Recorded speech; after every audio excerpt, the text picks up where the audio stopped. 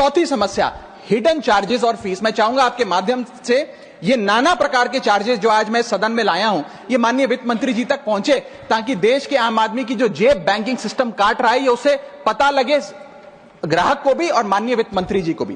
पहला, minimum balance penalty. यदि आप न्यूनतम बैलेंस नहीं रखते हैं तो 100 से 600 रुपए प्रति माह बैंक आपका काट लेता है। इस चार्ज को लगाने के बाद बैंकों ने वित्तीय वर्ष 22-23 में 3500 करोड़ रुपए मिनिमम बैलेंस पेनल्टी के नाम से लोगों से वसूले हैं मैडम।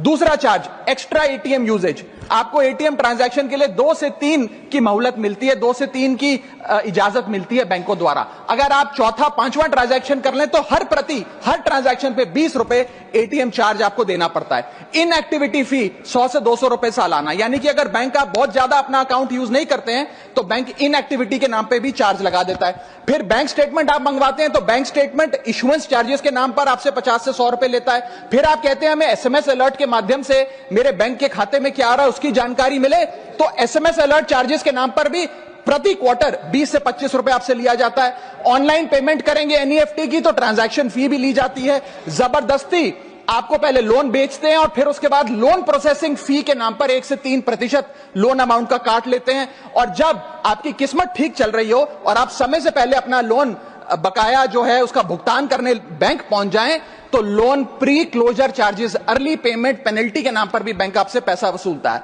साधारण सा सिग्नेचर बदलवाना हो, नॉमिनी की डिटेल्स बदलवानी हो, उस चेंज पर भी 200 रुपए प्रति ट्रांजैक्शन के नाम पे बैंक आपसे पैसा वसूलता है। और डिमांड ड्राफ्ट पे ऑर्डर बनाने जाएं तो 100 से 200 रुपए प्रति डिमांड ड्राफ्ट आपसे पैसा वसूलता ही वसूलता है। यानी कि कस्टमर्स की जेब काटी जा रही है और कस्टमर्स को पता भी नहीं लगता कि कितना पैसा बैंक इन नाना प्रकार के चार्जेस के चलते आम आदमी से वसूल रहा है।